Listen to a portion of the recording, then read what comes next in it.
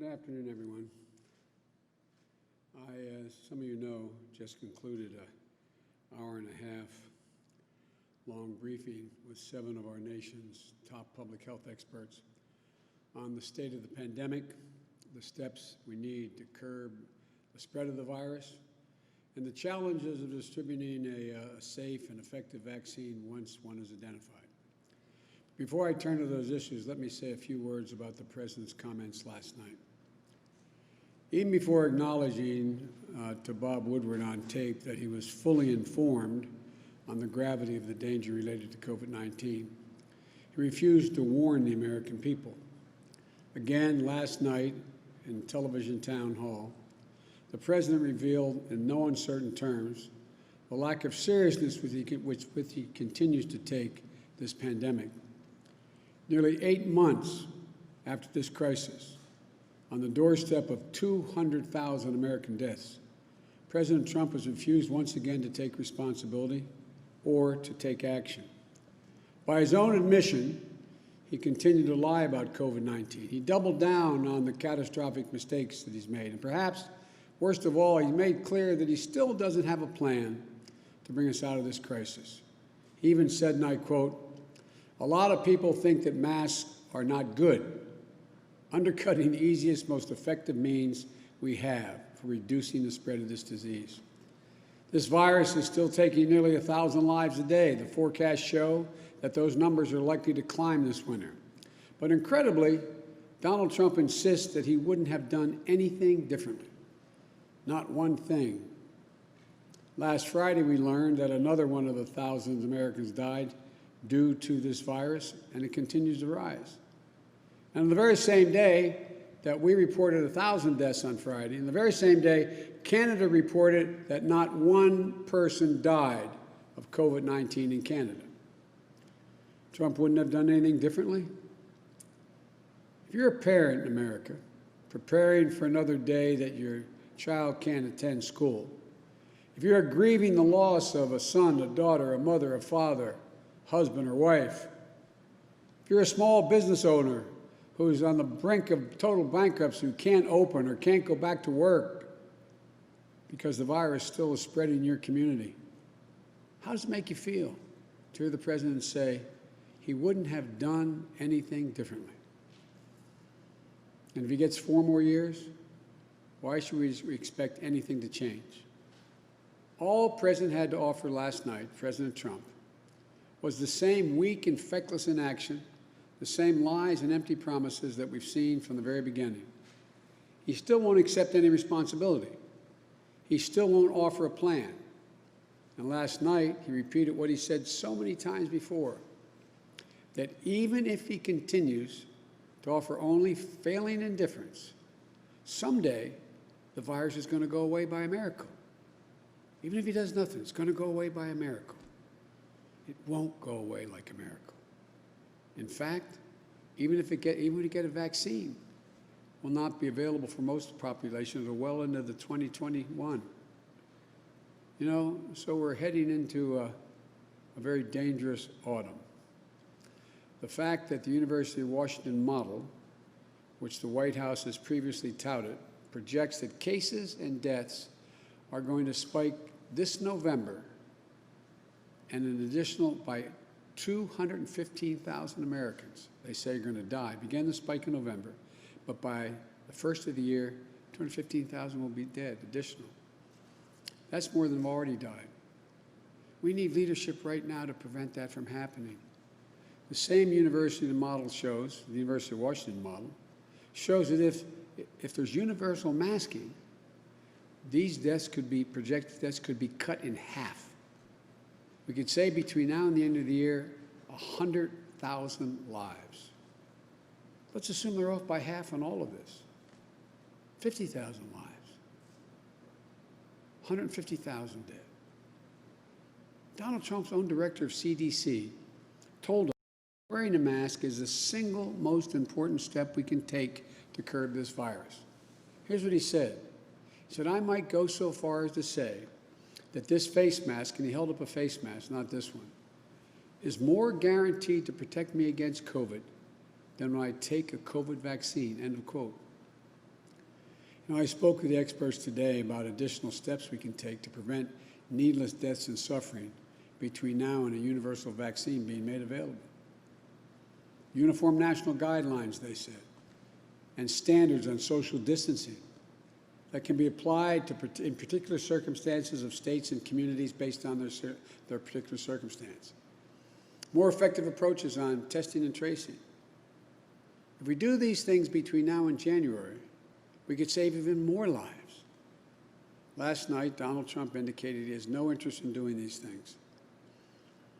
Folks, the president's first responsibility is to protect the American people, and he won't. That's utterly disqualifying. I also spoke with the experts this morning about the paramount importance of preparing now for swift, organized, and free distribution of a safe and effective COVID-19 vaccine when it arrives. And I'm profoundly grateful to the scientists and the researchers working tirelessly to ensure that a safe and effective vaccine becomes a reality as soon as possible.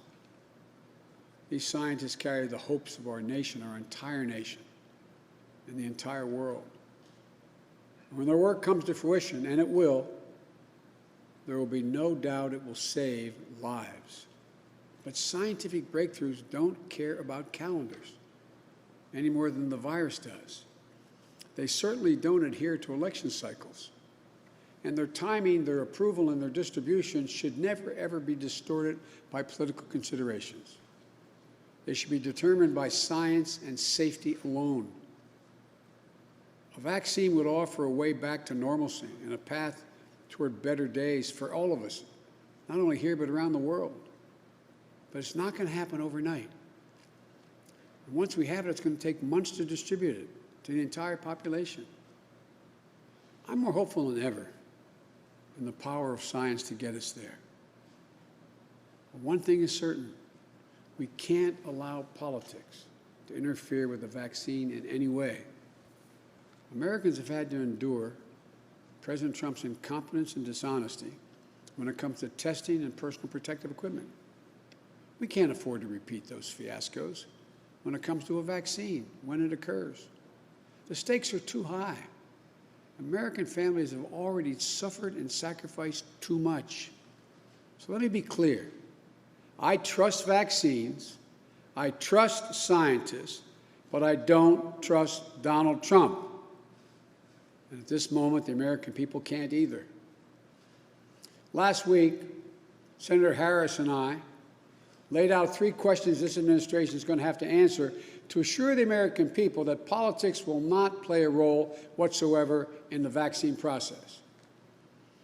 If Donald Trump can't give answers and his administration can't give answers to these 3 questions, the American people should not have confidence. But if they can, they should have confidence in the transparency they need to trust a vaccine and adopt it in numbers that will make a difference. First question, what criteria will be used to ensure that a vaccine meets the scientific standard of safety and effectiveness? What's the criteria? Second, if the administration greenlights a vaccine, who will validate that the decision was driven by science rather than politics? What group of scientists will that be? And thirdly, how can we be sure that the distribution of the vaccine will take place safely, cost-free, and without a hint of favoritism? The fact of the matter is, development of vaccine is only part of the battle. Distributing a vaccine to the entire population is as complex and challenging as one of the most sensitive military operations. I've been calling for an effective distribution plan to be laid out for months. If I'm elected president, I'll begin by implementing an effective distribution plan from the minute I take office. That's what I discussed with the experts in the briefing today. They laid out a clear plan. They include a detailed timetable for when people will get the vaccine, clear delineation of priority of populations to get the vaccine, a specific means and mechanism for shipping and storing vaccine at appropriate temperatures. 2 of those vaccines, if they come forward, they have to be stored and shipped at 70 degrees below zero. The division of responsibility at every level of government has to be clear. And I will provide the leadership necessary to carry out that plan. I'll level with the American people. I'll take responsibility. And I'll support, rather than tear down, the experts responsible for the day-to-day execution of the plan. I'll simply follow the science. With satisfactory answers to these three questions that Senator Harris and I have laid out, every American, including me and my family, can have confidence in a safe and effective COVID-19 vaccine. This isn't about politics. It's about saving lives. It's about getting back to our loved ones and our friends, making sure they're safe. It's about getting our economy back on its feet, getting back to the movie theaters and restaurants and ballparks. It's about getting back to our lives and getting America up off the mat. I'm confident we can and will be united in that pursuit. No matter when that breakthrough emerges in vaccines, no matter when that hope bears fruit, that's what America does at its best. We unite, we do it together. And I'm confident we'll be able to. So I want to thank you. God bless our scientists and researchers and our frontline workers. And may God protect our troops. I'll be happy to take some questions now, if that's okay. Let me get my list here. Everybody's sitting. Okay. ABC, Mary.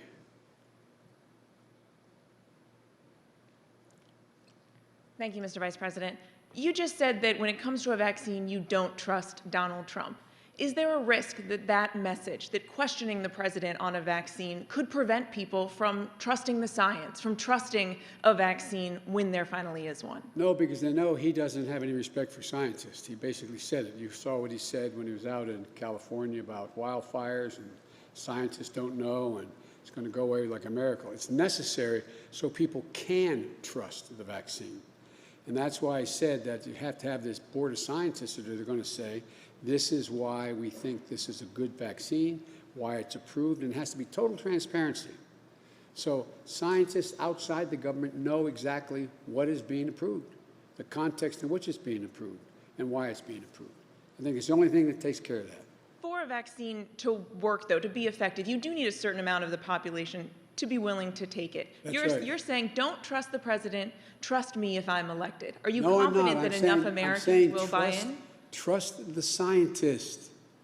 Trust the scientist. It's one thing for Donald Trump to say the vaccine is safe. Okay, then give it to the board of scientists. Have total transparency so independent operators and scientists and companies go out and take a look at it. And what did you base that decision on? What did you do? Did you pressure the head of the FDA? Did you pressure whomever? I'm not saying he would or will, but that's what has to happen. Because you know yourself, you all know the polls better than I do. The American people right now don't trust what the president says about things relating to science. And if the scientists say a vaccine under the president's watch is safe and effective, absolutely, you will take it? Do it. Yes. If those three questions I laid out can be answered, yes, absolutely. Thank you. Caitlin, CBS. Thank you, Mr. Vice President. Just a quick follow-up on that. You say that you don't trust the president. Does that mean you also don't trust the CDC and the FDA currently? No.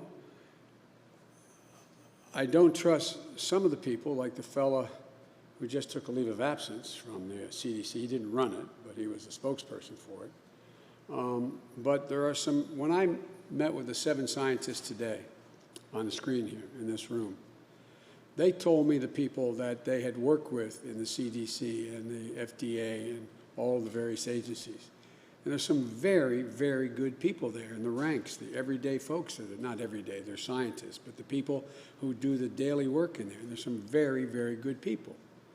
But you know from other items that they've been quashed in things they've said, and they've been pressured, the heads of those agencies, politically appointed, some of them, have been in fact moved to say, yes, we can do this or that, or this will work or that will work. It's a simple proposition. If a vaccine is ready to go, it should be totally transparent, the basis upon which that decision was made. What scientists have looked at it within the government and outside the government and said, this is a useful, safe vaccine to take. And so that's all I'm saying. And that's going to be necessary, I'd respectfully suggest, no matter what I said in this process, because all the polling data shows now, it's something like only 30-some% of American people say, if Trump said it's okay. This is the same guy that said inject bleach. This is the same guy that said, you know, you want to keep hurricanes from getting to the United States, why don't we drop a nuclear weapon on them? I mean, you know, there's a reason why they're not so certain. A quick question on the economy. The Fed today announced that their projections for unemployment are actually going to be lower than expected. In polling, we see time and again that President Trump has an edge over you on the economy. Why do you think that is? Well, because I don't think I've been out of office for 4 years, and they don't, you know, it's a long time, 4 years ago. We actually created more jobs in the last 3 years of our administration than he created in the first 4 years of his administration. We actually had more equitable distribution among middle-class folks and the like. There were fewer people at risk. But I think it's a matter of my being able to communicate my position on jobs and trade and what I would do. And, you know, for example, the World Trade Organization, he loves to batter us around on we've supported the World Trade Organization, just ruled that his trade policies were illegal. Well, guess what? We went in, 14, 15, 16 times at the WTO, and we won every single time. Now, why should any American remember that? That was, you know, 5, 6, 7, 8 years ago. So part of it is reminding people and laying out for them what my plan for economic recovery is. But if people have questions about the economic fallout from the pandemic now, you have said that you would have acted earlier. What do you say to people who might question how the economic impact could have been different? Even if you acted earlier, the social distancing and the closings would still be in place. No, not necessarily, because you wouldn't be having the high rates of reinfection that we have now. You wouldn't be having 1,000 people a day die. You'd be able to open. We need national guidance as the basis upon which you can open up, and it varies within state to state. So you may very well be able to open up in a rural area, not a area that is a metropolitan area, or vice versa, because of the degree to which the virus is rampant in that area. We've not said anything out. We've not laid out, this administration has not laid out the criteria. There's no national criteria. What's the national criteria for opening schools? They still don't have one. You need a national criteria. And you need it to be able to be sure, excuse me, that you can open safely and securely. You can have social distancing. You can have the wearing of masks. You can have smaller classes. You need more teachers, a whole range of things. But why won't he lay out the guidance? And even when the CDC initially had stronger guidance, what happened? Talk about political manipulation. Said, no, don't put those out. Don't put those out. Because the president was then saying, by the way, testing just causes more cases to show. It's about being honest. You know, he loves to quote Churchill. He loves to quote Roosevelt. Well, you know, Roosevelt said in a crisis in World War II, he said it's going to get worse and worse and worse till it gets better and better and better. And the one thing you have to tell the American people, they're strong. Give it to them straight from the shoulder. They can handle anything. That's what I'll do.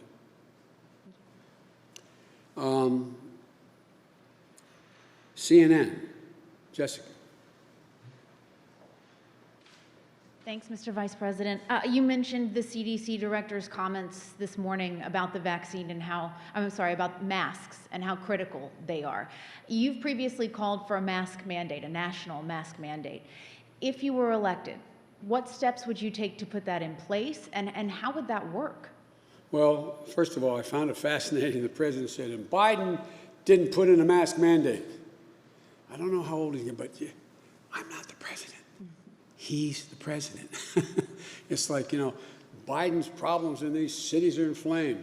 I'm not the president. He's the president.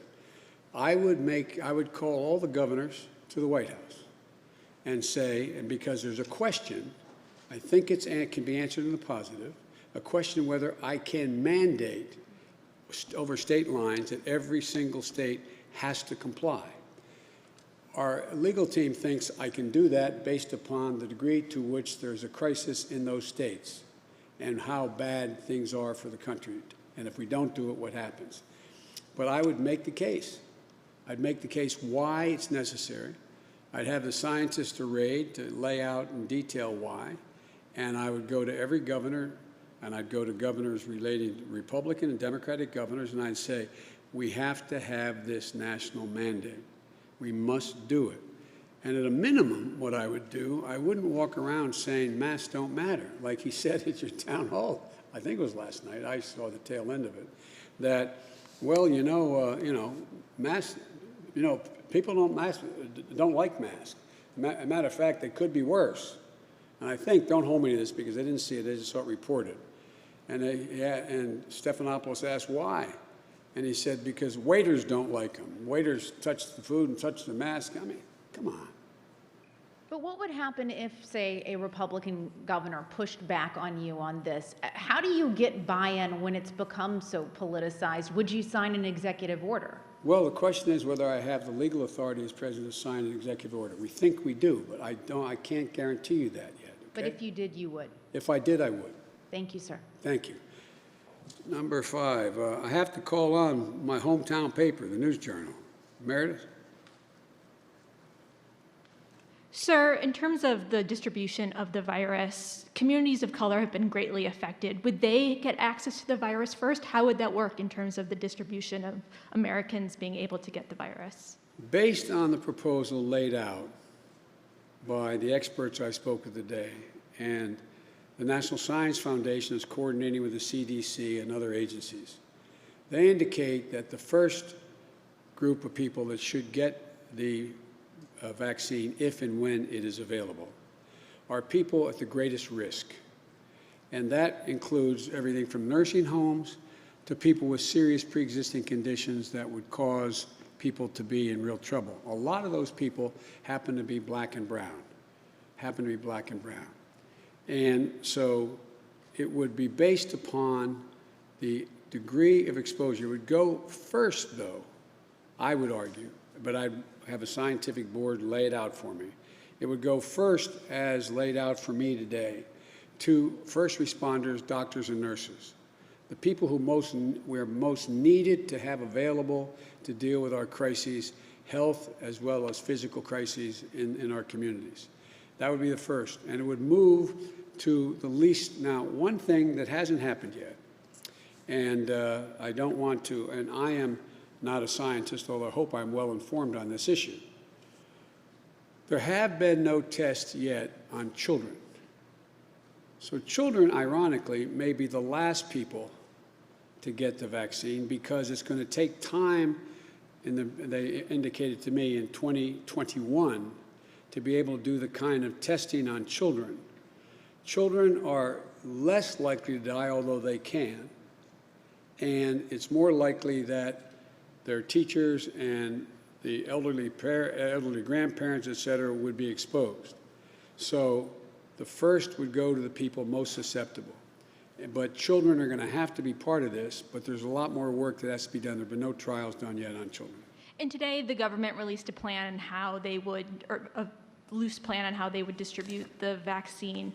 If you're elected, would you reverse course on the plan that the federal government has already put in place? No, they haven't put one in place for real yet, number one. Number two, I haven't seen the detail of it. It may be a very good plan as is, but what I would do is make sure that I brought in all of the experts to make sure what is the best and most rational means of distribution.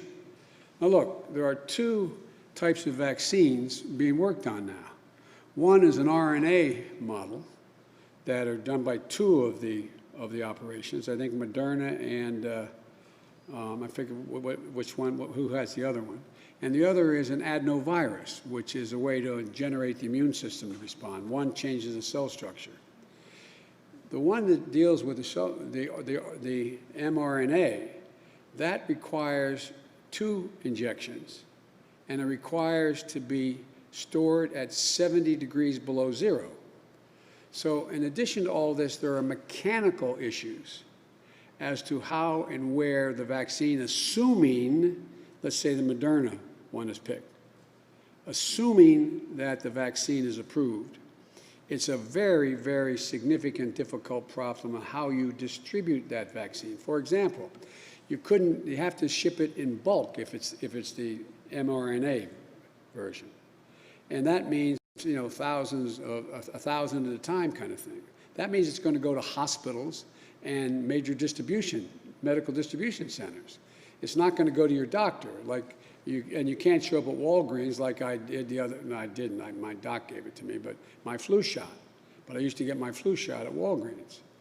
You can't do that because you can't do it in small lots.